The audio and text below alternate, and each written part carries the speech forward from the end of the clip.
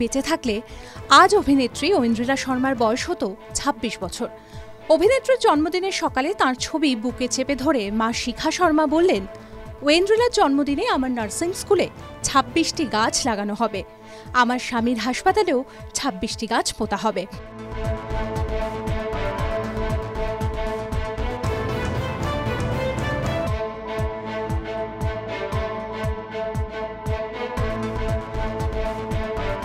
দু ২০২১-এ মাকে হারিয়েছিলেন গায়ক অরিজিৎ সিং।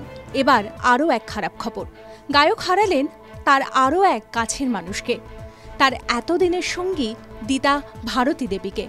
বার্ধক্যজনিত কারণেই মৃত্যু হয়েছে তাঁর। বয়স হয়েছিল ৮২ বছর।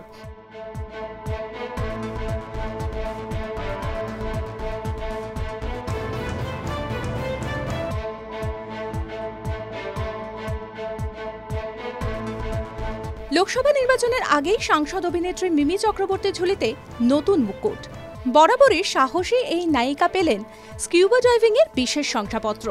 সেই ছবি শেয়ার করে মিমি লেখেন, ওরা কি বলল বিশ্বাস করবেন না, যান আর নিজেই সেই কাজ করুন।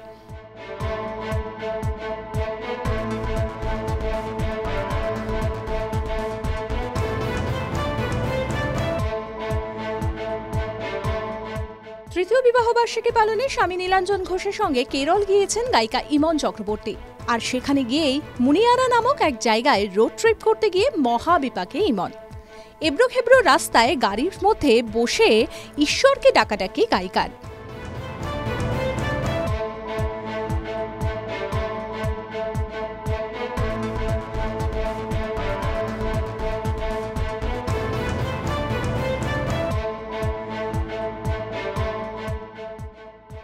মধ্যরাতে চলল সেলিব্রেশন। দেখতে দেখতে ৩ বছর পার নীল ভট্টাচার্য ও তৃণা সাহার বিয়ের। তাই বরের সঙ্গে কেক কেটে একাকী সেলিব্রেশন পর্ব মেটালেন তৃণা। এক গুচ্ছ ছবি সোশ্যাল মিডিয়ায় শেয়ার করে নীলের উদ্দেশ্যে লিখলেন, সবকিছুর জন্য ধন্যবাদ।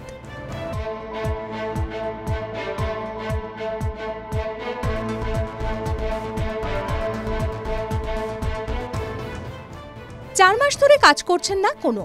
বাংলা সিরিয়াল এক্কা দোক্কা শেষ হওয়ার পর বিরতি নিচ্ছেন বাঙালি সিরিয়াল অভিনেত্রী সোনামণি সাহা। এই বিরতিতে নিজের প্রিয় কাজ ছবি আঁকায় মন দিয়েছেন তিনি। সেই সঙ্গে পড়ছেন প্রচুর বইও। অপেক্ষায় আছেন একটি ভালো চিত্রনাট্যের।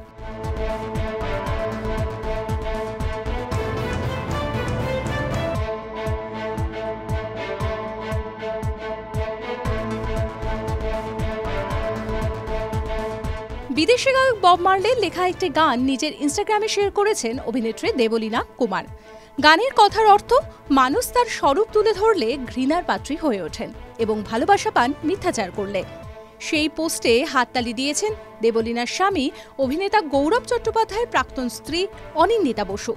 যদিও দুই অভিনেত্রীর মধ্যে ভালোবাসা প্রচুর, একে অপরের পাশে থাকেন সর্বদাই।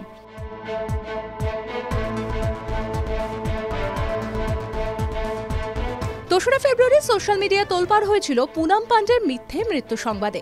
যদিও একদিন পরে তিনি সোশ্যাল মিডিয়ায় হাজির হয়ে জানিয়েছিলেন, সার্ভাইকাল ক্যান্সার নিয়ে সচেতনতা গড়তেই তাঁর এই পদক্ষেপ। কটাক্ষের ঝড়ে এবার তার টিম ক্ষমা চাইল। বিবৃতি জারি করে লেখা হলো, এর সঙ্গে কোনো আর্থিক লেনদেন জড়িয়ে নেই, শুধুই সচেতনতার জন্য এই পদক্ষেপ, ক্ষমা করবেন।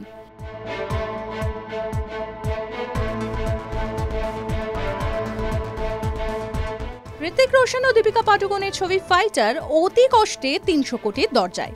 ১১ দিনের মাথায় বিশ্বের বক্স অফিস রেকর্ড মিলিয়ে এই আয়।